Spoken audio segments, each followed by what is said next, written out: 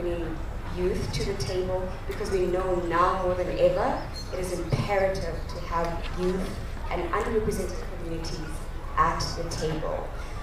So yeah, this is a very chilled space. You will see from all the conversations that we have here, there will be panels and workshops taking place concurrently to this space, which is the main stage. People will trickle in and out, people will hang out now and again, but we have some incredible stuff lined up. This day is also in partnership with We Are Family Foundation. We're grateful for Extreme Hangout for collaborating with We Are Family Foundation and Natural History Museum to bring together this program here today. Our first session is all about hope and anxiety in the climate crisis, and it's being hosted by Dominique, who will be coming up on stage. Yes, Jacob, and actually, please. Pardon, sorry, I had a fly in my face. I mean, I can say that, this is the stage where I'm we're both running away from flies. But yeah, this is our first panel. It's all about hope and anxiety in the climate crisis. We know that participating in conversations like these sometimes can bring a lot of anxiety because of the doom and gloom that often surrounds these conversations. But there's also hope that comes with this space. And they are here to speak all about it and share. Super excited for that. And at the same time, in the workshop area, which is on my left to your right at the back, that side, there will be a workshop taking place, and that's about climate reality, like a climate reality check, exposing false solutions, because you come across those quite a bit at these climate conversations, and that will be hosted by Eric and Disha. Thank you. Thank you so much for kicking off, like you said, the best day of the COP in the coolest space. It's a huge privilege to be up here with these incredible panelists. Very quickly, I'm Dominique. I am a queer social entrepreneur and impact strategist, co-founder of Youth Climate Lab, and I hold a number of hats. And like you see here, I also work with the Climate Justice Just Transition Donor Collaborative. Before I introduce my stellar guests, just want to take a moment to maybe ground ourselves. This is personally my 10th day here. Actually, I don't even know. It's completely lost track of time. What day is it? So I want to invite us to maybe close our eyes and just come into this space and take a few deep breaths to just kick off the conversation. And so if you just, take a deep breath in.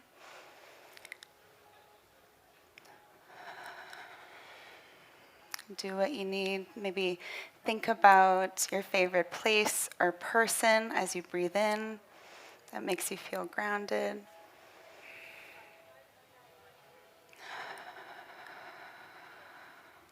Maybe think of your pet or your favorite place.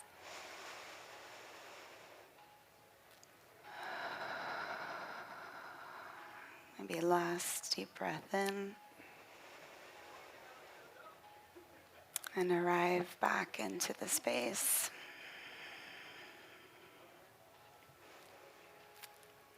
Great. Thank you so much. It is Youth Day. We know that young people around the world are leading incredible efforts. They are leading very much the intersectional movements and solutions, and are the reason why we are where we are. But they are underfunded, they're undervalued, and they are very worried about the climate crisis. So we're here to have a conversation around hope and anxiety and what that looks like. We can share stats. There's been studies of young people that found that youth are extremely worried about this. We don't, that is very clear. But we wanted absolutely to have this conversation to hear about the incredible work that these folks right beside me are doing and what to do about it. So let me introduce my amazing guests. We have Abhay here, who is doing incredible work. He's the founder of Break the Divide and works at the intersection of climate change, mental health, and spirituality. have Jacob Joms here, who is a member of the Akimal O'Otham and Hopie nations, and is a community support organizer working to shift and dismantle systems of oppression that are holding in place climate. So thank you so much for being here. I want to kick it off by just asking you to introduce yourselves and the work that you're doing. Abhay, well, let's start with you. Yeah, hi everyone. It's so great to be here in the green zone. There's a nice and refreshing energy in here, like the blue zone doesn't have, and so I'm really enjoying it. My name is Abhay. I'm from Canada. I come from Surrey, British Columbia, and I currently live in Regina, Saskatchewan. I'm a master's student, currently doing my master's of education in educational psychology, and so I'm training to be a psychologist, which is totally new and exciting for me. I run a nonprofit called Break the Divide, which I started back in 2017. And at Break the Divide, we connect young people across Canada and the world with one another to engage in conversations about climate change and local impacts of climate change, particularly on mental health and the way that young people are feeling. And by creating these spaces for knowledge exchange between communities with different perspectives, what we often see happen is the sense of community be built, the sense of isolation goes away, and we feel connected. And so I've been running Break the Divide for quite a while now, and it's been very exciting as a researcher in the space of climate change and mental health, seeing all the complex emotions that come up that I'm really excited and looking forward to be diving into. So it's great to be here. I'm excited for this discussion. Amazing. Jacob, we'd love to hear from you. Yeah, so I'm Jacob Johns. I'm a community-supported organizer based out of Spokane, Washington in the United States. I'm Akimal O'Otham and Hopie. I do a lot of organizing around intersectional organizing movement spaces that coincide with social justice and environmental protection. I'm a community-supported organizer, which means that I'm sort of a solo nonprofit group. They call me a change agent, and what happens is that I just do intersectional organizing nationally and internationally. I have the fiscal sponsorship of the Backbone Campaign, and I've been doing this work for about 7 years. Directly after Donald Trump became president, I signed up to become a community-supported organizer. I've done a wide variety of projects, and this year what we've been focusing on is bringing a group of indigenous wisdom keepers from around the world to come to the COP to advance contemporary climate policy that we've been working on for the past year. It's a very long process to try to work across all of the languages, both in Spanish and in French and Portuguese sometimes, and entirely around the world with all these different time zones. But we believe in a future that is healthy, just, and livable, and that we have to have equitable participation from the entire globe. So this is a project that we've been working on diligently, and we have representatives from all of the bioregions that have been working together to distill indigenous wisdom into contemporary climate policy that we are advancing here at the COP. So it's a wonderful way for us to stand in solidarity and actually move forward and not just pray, but also like put forth logical paths that distill indigenous wisdom. Amazing. Like you can see, it's a huge privilege, and it's just amazing for us to have your incredible voices and perspectives here.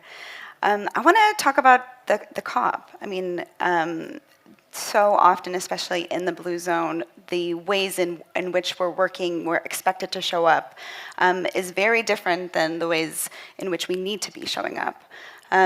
This is personally my 9th COP. My first COP was 10 years ago when I was a small child. No, I was a young undergraduate student. And I think what I've witnessed in the last 10 years has been absolutely more young people, more indigenous, more women and folks from communities who are made vulnerable by climate change. But we're still not necessarily, it's still really hard. You're still expected, so many self-funded to come here. We're expected to do incredibly long hours. And it's just incredibly chaotic, especially at a space like this. So wanting to hear from you around what you're doing to show up and how you're staying grounded in this space, and also how you're dealing with perhaps conflicting feelings of hope and anxiety in a space like this. So Abhay, why don't you kick it off? Yeah, that's a big question. I mean, I think it's something that all of us probably grapple with a bit, like being in this space. Yesterday was a rest day. And I actually had this big tension of like, okay, it's my one day off. Do I go explore Dubai or do I just stay at home and like rot in bed all day? I chose the latter. And today it was a bit hard getting out of bed in the morning. Even though I was excited, I was also tired and like slow just in general. And so I think the entire COP experience, this is my first COP, and it's been very interesting. I also am a member of the Environment and Climate Change Canada Youth Council.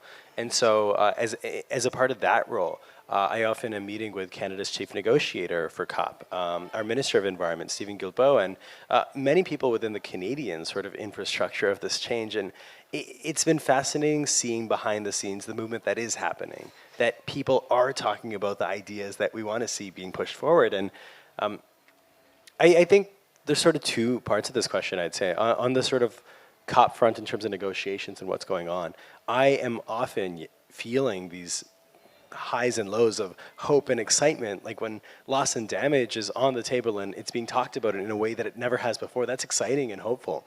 But when we're seeing voices left out of the table, when we're seeing things that have meant to happen for so long, and when we're recognizing that promises have been made in the past but have been broken time and time again, that's not the most fun emotion to deal with. And so I think on that front, that's something that I think is natural to go with, and just having spaces like this to talk about it can be so helpful. On the personal front, though, and I guess this is really as a collective thing too, the ways that we are expected to show up and engage in like 12 to 16-hour days every day, that's something that needs to change within these spaces. I know a few young people that have actually organized a pavilion for the first time ever, and they have been sort of non-stop organizing sessions, like again and again and again, and they are exhausted. And I asked them why and why they're doing so much. And they said, well, if we're not going to do it, who will? That's something that I've heard from young people time and time again, that if we don't show up in this space, that no one else will. And I think this is where that, something that I hope we can get into a bit deeper, but that piece of community and like relying on one another, having the trust with one another that we can fill in one another's gaps and show up in a way where we can rest, but also fully engage in our own well-being. If we are to build the world that we want, rest and care is such a critical part of that. And so in trying to create that future in spaces like COP, we need to embody that, not just talk about it. Thank you so much. Jacob, what about you? Yeah, so this is my fourth COP. I'm sort of used to it. I come to this space as a climate organizer, not as an Indigenous person. And when I came into this space following the negotiations, first with the U.S. Climate Action Network, where I'm very active in North America, and seeing how Indigenous people are sort of tokenized in these spaces, where we get a group of Indigenous people to come up and do a song and a prayer and talk about nature and all of these things that are sort of being mainstreamed now within all of the spaces. There was a clear disconnection between the words that are being spoken and the truths that are being told and how that translates to actual climate policy. And this itself is like a gap. It's a huge disconnect where we have the machine that is churning out and demands us to be in these bilaterals and demands us to follow the edits and the reduplications of all these policies as we follow all these negotiating tracks. And it's really easy to get sucked into the technical side of things, especially when you see how it applies in the real world. But the truth is that we need to find a way to connect both of these worlds. We need to find a way to connect prayer, we need to find a way to connect intention, and we need to find a way to stand in solidarity with a future that is healthy and just and livable. You know, we know that we cannot just pray, we know that we cannot just advocate and speak to the choir. I mean, we all feel the same pull, right? But the truth is that we're being fed these dystopian lies for years and years and years based off of dogmatic religions about how the world will end and that the machine will continue to churn until the last tree is dead. But the truth is that the future is unwritten, and it's important for us to realize that there are ways for us to mitigate and there is a way for us to pull through.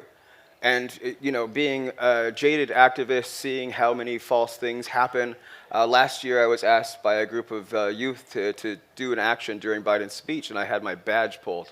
I got, we were in Egypt, it was a scary country, you're not allowed to protest, all of these things. But we had to call attention to these neoliberal falsehoods that are being spoken as if they're actual climate action. We know that the promises being made in the past have not been followed through, that there isn't the money that has been promised, and these empty lies cannot continue.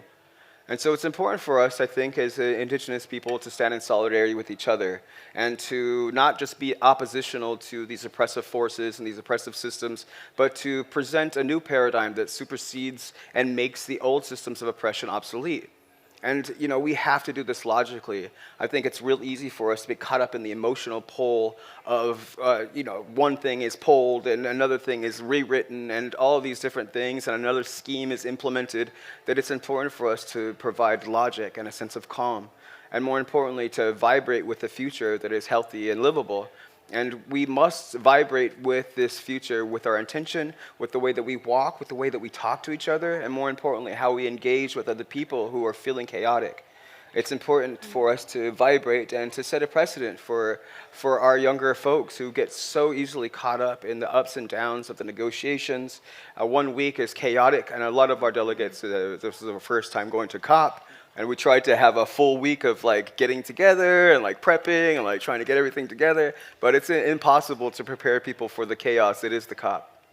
But I think ultimately what we need to do is set a standard, especially for the youth, and understanding that it's not all on their shoulders. It's so often so that we have so much faith in the youth. The youth is going to save us. It's on their shoulders now. It's no, the truth is that we have the power now. The time for the impending climate collapse is within our timeline. We are not separate from these collapse of ecosystems. And it's important for us to, yes, give power to the youth, but understand that this is our future too, that we must stand together and unite for the future, especially when we are being fed dystopian lies by capitalism and colonialism, and that we must unite based out of prayer in order to move forward logically together. And so I would like to just offer up that, stop getting caught up in the chaos that is the COP. Do self-care. Like my brother here was talking about, yesterday was rest day. How many people rested, right? Nobody really rested. We didn't come to this space, but we were together and we were mentally understanding that we had another day to maybe prepare for whatever it is that we had to go and engage with. But the chaos is all around us. And, the world is chaotic. The future is not. If we can just really, really broadcast that. Absolutely. And I so appreciate you talking about the disconnect of what's happening in those rooms and what needs to be happening, or the fact that we talk about young people or Indigenous people as the ones who are going to lead us out of this crisis, yet we're not going to fund you, we're not going to value you, and we're going to exhaust you. And so, Abhay, I want to come back to something also that you said around the power of community, and how that really powers you in the work that you do, and especially in showing up in these kind of spaces. Yeah, absolutely. I think one thing that often comes up that, again, we've been hearing is this burnout that tends to seep in to especially young people, but people who are disproportionately burdened when it comes to climate action. You'll show up again and again and again. And I've heard from so many people, this is my first COP, but I've heard and seen from so many people that have been to COPs before, and I'm sure people will not hear, the week you get back home after COP, you just sleep and you do nothing. And again, how is that sustainable? to constantly be going in these cycles of high highs and low lows. And again, the solution here is not to not do the work at all. There is an immediacy of the climate crisis. We need to take action and we need to be in these spaces. But sometimes I reflect on this myth of urgency as a colonial paradigm. When we think about colonialism and the ways that it is ingrained in cultures of spaces like this, the urgency to have to respond to something immediately, to need to show up right away, that's something that we ought to resist and, once again, create space for one another. And I think that piece about being there for one another is what can keep me going off in, that I'm not in this work alone, and where I am not the best at something, other people are. And actually, this has been a personal challenge that I've been thinking and facing over the past week and a half. Just how much am I following negotiations, and how much am I showing up in spaces like this, where I'm either engaging in conversation or listening to conversations and meeting people that are exciting and doing the work that I want to connect with on the ground. And sometimes, I think for youth on the ground that aren't at COP, it can feel like these big negotiations, these big spaces aren't doing anything. And the work on the ground is what matters. And sometimes I think in spaces like this, we can feel the opposite, that all that matters is the like comma that we use, or the grammar and like the vocab. And like both can exist at the same time. And I think community, for me, in terms of my experience, building Break the Divide as an organization to connect young people across Canada.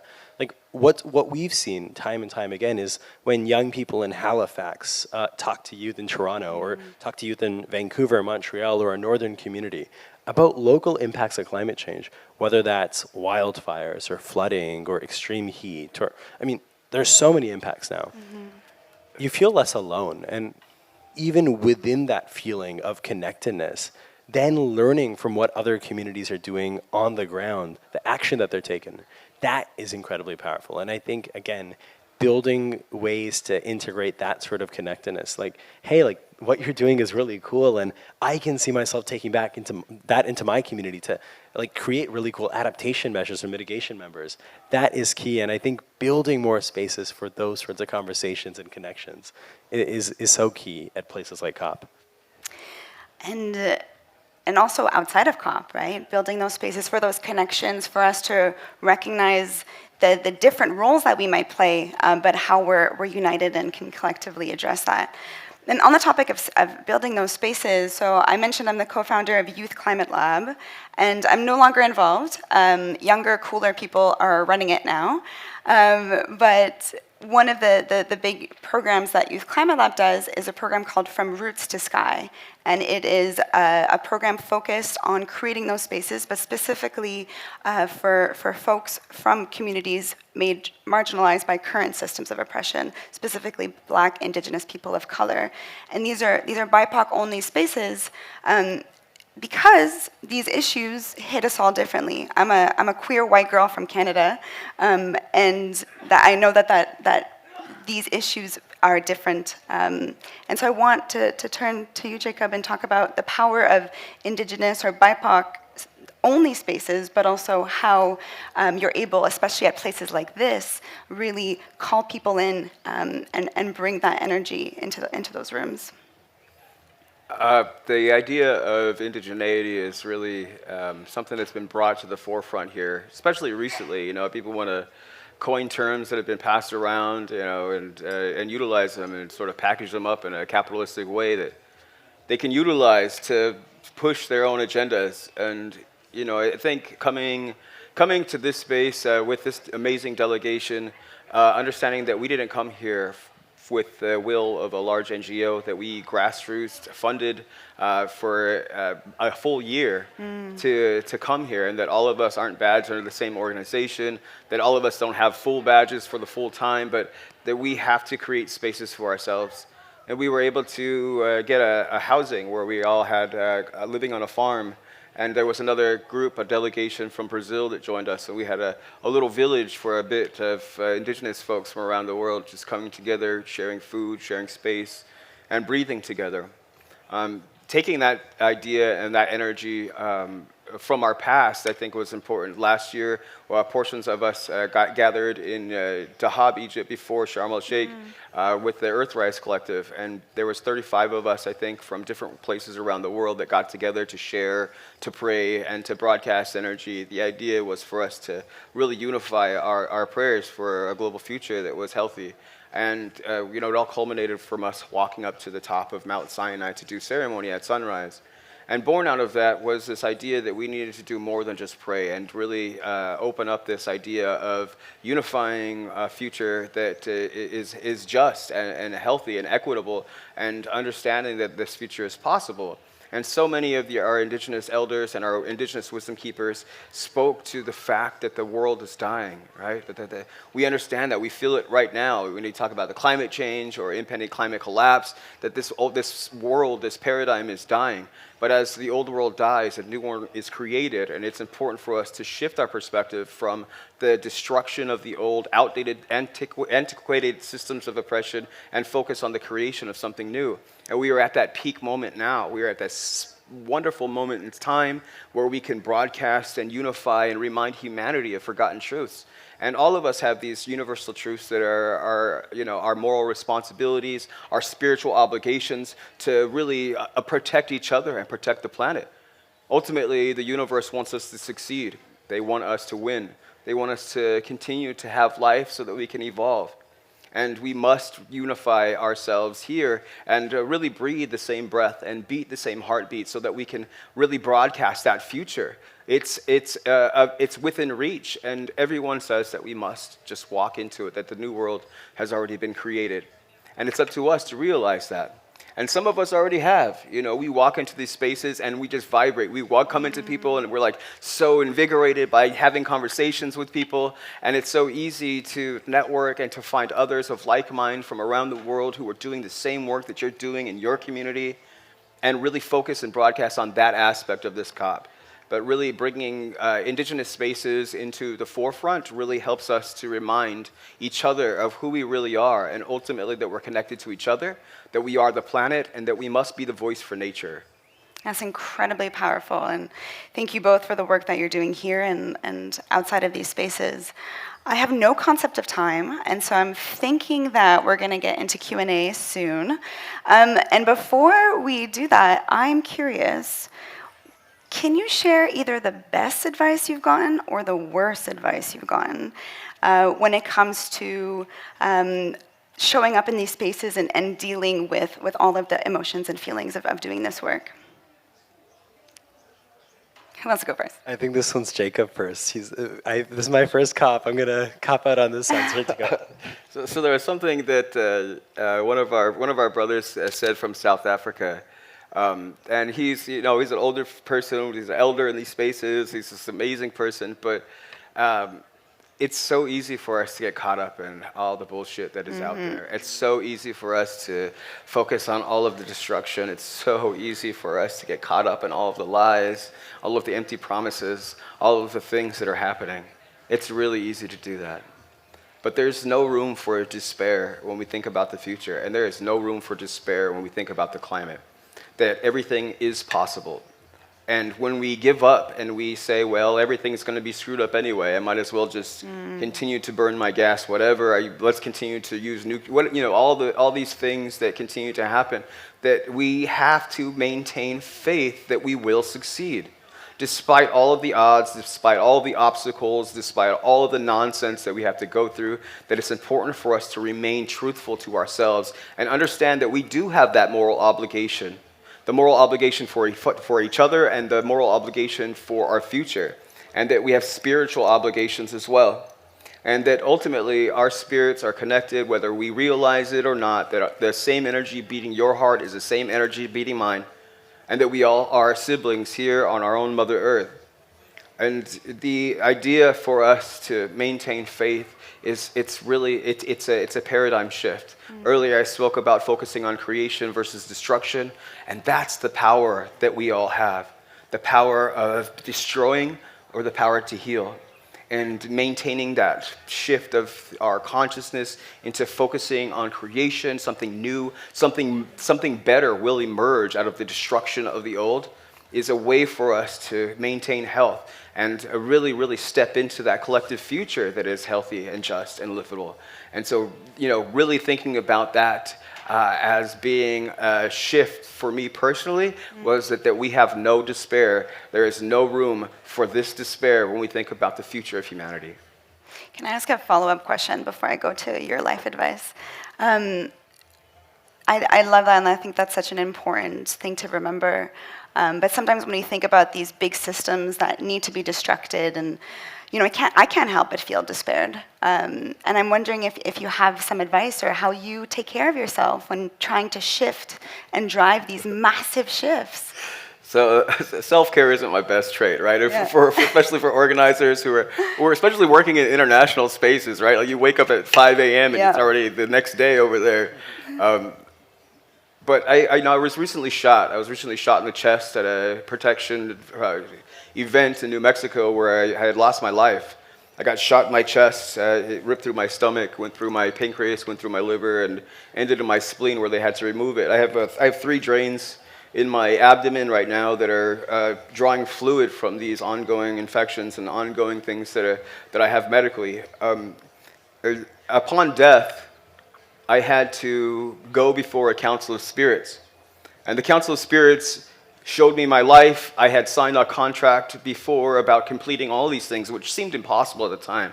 But I followed through with them, right? And it was a lot about morality and like making the right choices and stepping away from temptation, right? Like it was this whole like long, complex thing that I'm not wanting to get into. But the spirits on the other side told me that I was complete and that I was done and I was free to leave. But the truth is that this work needs to continue, that I needed to come back in. And I begged and I pleaded to the spirit of this council to let me come back into life. And they said, okay, but here's a new list. Here's a new contract. Here is what you have to achieve. And it was going to be difficult, right? It was going to be painful. And so I came back into life. I regained consciousness. And I had so many injuries. I was hospitalized for 2 months. And I had ongoing things happen. You know, it was nothing worse than being killed and coming back. And like I had to relearn how to eat. I had to relearn how to go to the bathroom. Like it was sucked, right? Like it's the worst pain I've ever experienced in my entire life. And I would never imagine this before. But one of the things that they asked me to do was to continue to do the work that we're doing on the global level with this amazing delegation. And here I am. I didn't want to come, I didn't want to go, I didn't want to be here. I wanted to lay in bed, play with my daughter, chill out with my dog. I just wanted to relax and like bleed, right? Like that's a vibe. But the truth is that, you know, I had taken 2 months off and I knew what we were obligated to do. And I knew that this was going to be impactful, not for me, not for any of this other thing, but for all of our delegates who are out here vibrating and doing all these things. The doors would open, doors and windows would unlock, things that they had never even thought of, or nothing they could even comprehend would be presenting itself over and over and over again. And that this circle that we have created was going to unify our heartbeats and move us into the new space that we need to do and open doors for them so that they can recharge themselves, go back into their communities and spread this vibe that we need to vibe, right? Like, this is the future. This is our hope. This is our intention and our vibration. And so, you know, the idea for us to sort of broadcast energy is really our truth. And it's important for us to breathe. I recommend meditating every morning. It's a pain in the ass sometimes, right? Like it's somebody who's down, right? But you know, taking breaths for yourself, calming your mind, and you know, realizing your purpose. I think that the universe constantly tries to speak to us, and it's important for us to just quiet our minds and listen. And that listening will rejuvenate us and give us all of the power that we need. Thank you for that. Yeah, round of applause. And this was just a few months ago, you said.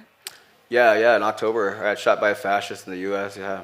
And you're here, so thank you so much. And again, incredible, like the sense of responsibility, but also of taking care of yourself. Abhay, would love to hear best, worst life advice when it comes to dealing with all of this. Yeah, and as I was just reflecting on all of this, I was trying to think, like, what have people told me? Because I've heard so many different things coming into COP, but in this work more broadly.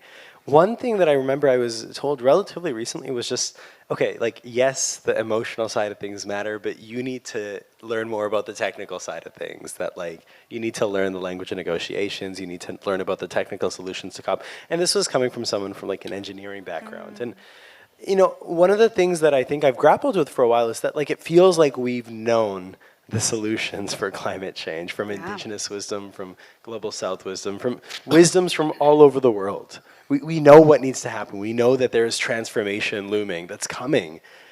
And yet we have failed at a global level to act, to create that collective action. And so when I think about that idea that, like, okay, this emotional, spiritual stuff doesn't matter that much, like, I realize the more I'm in these spaces, the more I talk to people in this world, and I say this world as in the world that is aligned, that is sort of in good spirits and connected on this shared vision, on this hope for the future, this active hope that we create, that we can't just sit back and, you know, be at home and think, okay, like, people will figure it out. Versus the world of, again, the technocratic language that feel so disconnected from the realities on the ground. Like when I think about mental health and the climate crisis, I'm thinking about not anxieties for the future, actually. I'm thinking about people that have had their lives upended by the climate crisis time and time again. In the world right now, where in Pakistan, 2/3 of the country was underwater because of floods. Yeah. The fact that across the world we're seeing wildfires at historic levels. In Yellowknife in northern Canada, the entire town was evacuated. The trauma that's coming from that, the loss of identity, the loss of community, the loss of land, like these are things that are not new, but are showing up in completely new ways, in ways that are unjust.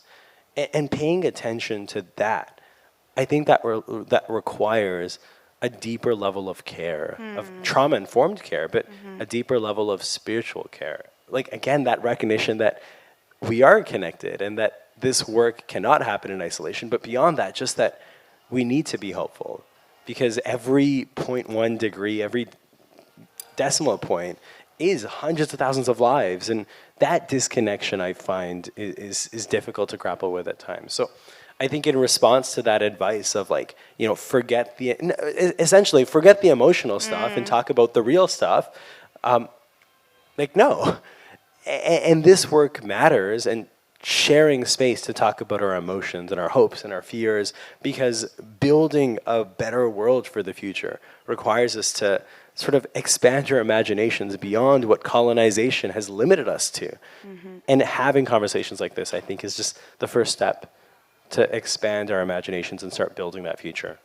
Yeah, thank you so much. And I want to open it up in a few moments, because I feel so lucky that I get to ask all the questions, but want you to have the opportunity to as well. I thinking about this question that I asked makes me think of some advice that I've gotten. And one, especially for those who experience imposter syndrome, one advice that I've gotten is, you know, it's not about you. As we've talked about, we're here to do this incredible work, and that sort of reminder of that it's not about you.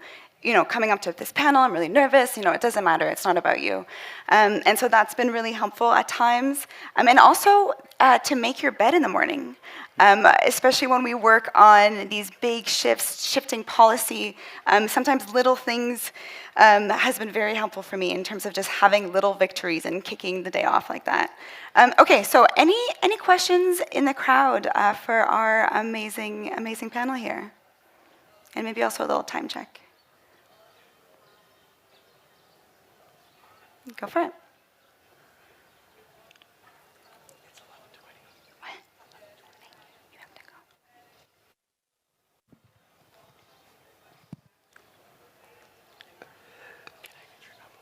Hello. Oh. Thank you so much for your sharing. Really, really amazing stories. And I was wondering, because this is all about kind of youth, and youth are spending more and more time online, for example, in the online worlds than the offline worlds.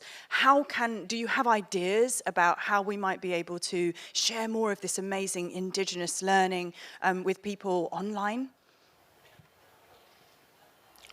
Yeah, one of the things that we want to do is really to help create and perpetuate these spaces that the messages can have legs and move forward and go out beyond these spaces that we're speaking to just a small group of folks. But there's been a lot of trauma in Indigenous communities from exploitation, you know, based off of colonization that's happened, where people want to come in and extract this Indigenous wisdom from global communities, right? Like, it's not just in the US, it's everywhere. And so there's a balance, I think, that needs to take place, where folks offer things that are truthful but still hold back, you know. But there is a balance, I think, that's taken place. And one of the projects one of the collectives that I'm involved in with the Earthrise Collective has been doing this, where they've been gathering Indigenous wisdom keepers. We've been filming them and trying to capture messages that they wanted to give. And so, you know, one of the things I would suggest is to follow the Earthrise Collective and follow the Wisdom Keepers delegation and follow all of these things that we've been trying to put out that's based from an Indigenous film crew, based off of an Indigenous editing crew, and our engagement is based in substance. Oftentimes when we look at video or watch movies, it's based off of the colonial perspective of the non-Indigenous folks.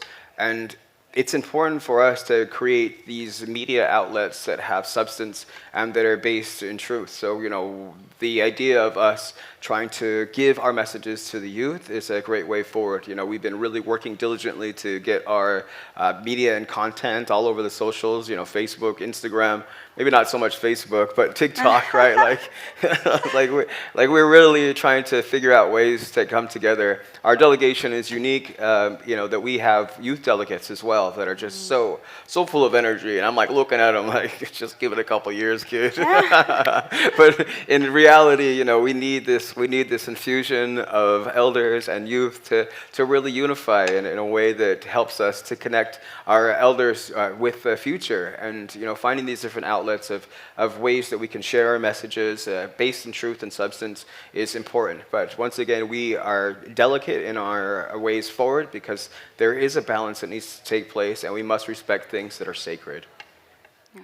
I wonder if, Abhay, you can comment as well around the power of intergenerational collaboration, but also the work that you do in terms of amplifying and storytelling.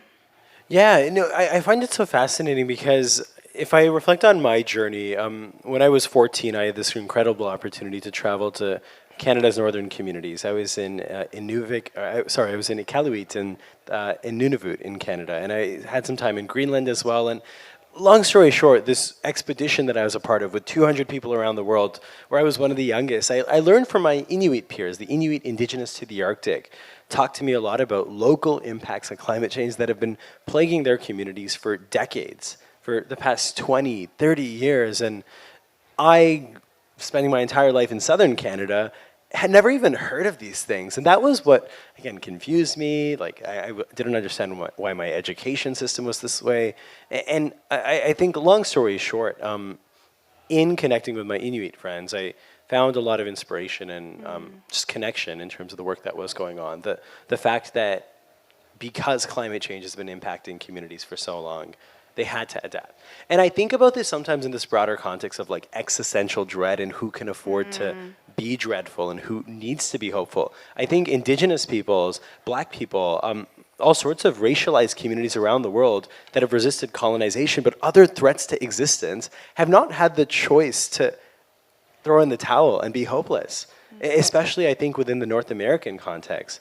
The history of colonization is one that's incredibly brutal and means that indigenous peoples have had to resist and actively fight to continue generational wisdom and resist genocide. And so putting that all together, I think one thing that's been inspirational for me when I think about my connections with indigenous wisdom, I mean, I'm a settler in Canada, but I have parents that are immigrants, and so there is this also unique sort of positionality I find where if I'm connecting with my sort of spiritual wisdom from my Sikh faith, that's something that I look at. And it was actually, again, once again, in decolonizing my understanding of my own identity, where I realized that the Sikh religion had actually had a deep colonization process where when the British left northern India, they left the Sikhs at the time thinking that God, which has previously been conceived as like a spiritual, timeless energy that is genderless, that's connected to everyone,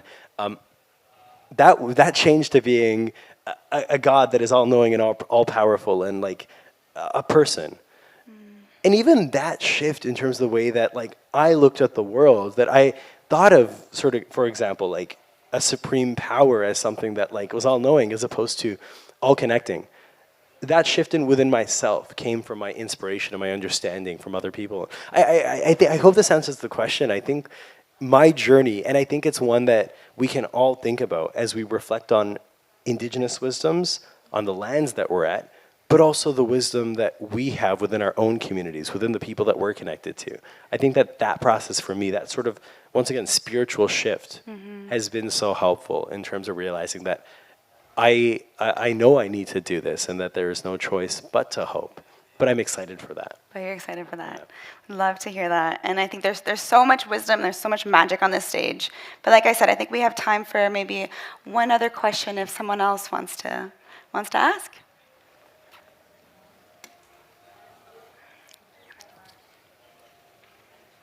Thank you so much for being here, to all of you and all of the Wisdom Keepers delegation, and Jacob especially for coming back to this fight. It really means the world. I just wanted to share that recently, and this is more on a personal note, my grandmother reached out to me, who's a second mother to me, and she said she's been sleeping like 3 hours every night because she's so overwhelmed with anxiety. And I feel like she's coming to that age where she's realizing that it's soon her time to pass, but there's so much that she wants to heal and that she wants to, leave behind, I guess, and be able to go on to whatever comes in a more peaceful way. She's still young, she still has years to come, and she's very healthy. And she's so overwhelmed by anxiety, and I think there is this collective anxiety that we're all feeling, and she doesn't really know where to place that. And so she comes to me, and she's trying to come to a younger generation for support and for help, which is quite ironic because oftentimes we used to look up to our elders to go to them for advice, but we've lost that connection to our roots and our spiritual connection to our ancestors before her. And what I've been trying to put into words is that if she heals, even if she heals at 76, she will be healing for myself and for my children and my grandchildren. And I would love to hear if you have any sort of words or advice that you can share in the context of anxiety, of intergenerational trauma, and how healing that can help heal, collective generations moving forward. I wonder if Abhay can answer first, just because he has to head off to another panel shortly. Yeah, I think that point on intergenerational trauma is huge, right? Like there is this trauma that, again, coming from all sorts of factors that continues to persist within generations.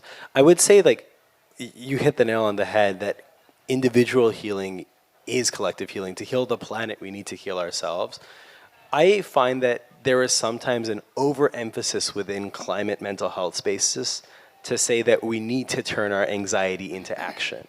That like that's the end process. But sometimes anxiety can channel into anger, into frustration, and that can then help us mobilize into something productive. I find that art and different forms of expression are super powerful for helping us, once again, express our emotions. I think in the context of elders within our communities, just having that chance to share knowledge too, like really framing that as something that is allowing for wisdom to continue on and persist, and that in and of itself is taking action and building the world that we want to see, taking like taking climate action. Even those framings can be so helpful, so that it's not just like, I'm 76, what is the action I can take, but how can I be a mentor? How can I engage in this language? And how can I build spaces for other people to engage in this wisdom? Thank you so much. I do have to run. Thank you. But this was wonderful. Thank you so much, Abhay. And as you run off, Jacob, would love for you to answer this question. Yeah, I think collectively we feel this, right? I think we understand that the world is changing, that there's things happening. Especially our older folks have this whole idea of what the world is, what it is, and what it isn't. And things change, and things are changing fast. I think it's really important for us to focus on how wonderful that is. As we get older, we start to think about all of the things we should have done, we could have done, and all of this. But the truth is that we do have the option to sort of breathe in new energy and breathe in new light. And something funny that I think is really great is when we talk about our youth, we talk about these young ones that come in. Our dear sister's daughter is here, and you look into her eyes and you can see an elder in her body. And we are waiting for these elders to come back. And they are, and they're already here. They're in the children. I think that's one of the big pushes is that we look at our children as our ancestors, and they are here. For all of those who believe in reincarnation, like this is just a cycle that nature goes through. But as we look at the youth, and we smile at the youth, and we can see the light in their eyes, we understand that there is hope. And it's so many things that we can teach our older generations by just spending time with the youth. I can't tell you how much things have changed from my daughter being born and seeing my mom shift and my mom melt and change everything that she was. I mean, grandma mode is different than mom mode, right? Like, that's the vibe. And you can see how it sort of reminds us of forgotten truths that we are coming back, and that that this isn't the end, that nothing ever goes away completely, and that we will return. And I think that gives us hope, especially when we come from communities that have dealt with genocide, that are still faced with these oppositional occupational forces, that we will still survive, that we are still here, and that we will continue to live, and we will continue to come back. There was this idea of killing the earth and burning it down, but there are seeds underneath the ground that will continue to replenish, and a new world will be created. And to this relaxation into the anxiety and embracing the cringe is something that we must own as ourselves and be free from these mental restraints and mental prisons that bind us into the systems of oppression. And we must be free. We must be free and be truly who we are. And the youth are coming in here to be so beautiful and broadcast and blossom to be the flowers that they are. And that gives us hope. And it's the youth, I think, that are leading us into example. And man, just like the youth activists are like so radical, and I'm like, yeah, it's like let's go, man, let's do this. And it's important for us to really support that and help that youth and that youthful experience reignite the passion within ourselves. Yeah. So prayers and blessings to you and yours. Prayers and blessings to your grandma. Yeah. And if you're a non-young person or a young at heart person in the room, spend time with young people. But if I can add to that as well, fund them if you're in a position. As well as if you're in a position of power, explore what might that look like to shift that power to a young person, whether it's in a space like this or beyond. So with that, I just want to say huge thank you, Jacob and Abhay, who had to leave because it's Youth Day, and I think he's in back-to-back panels, and to you all for joining us this morning. So thank you all so much.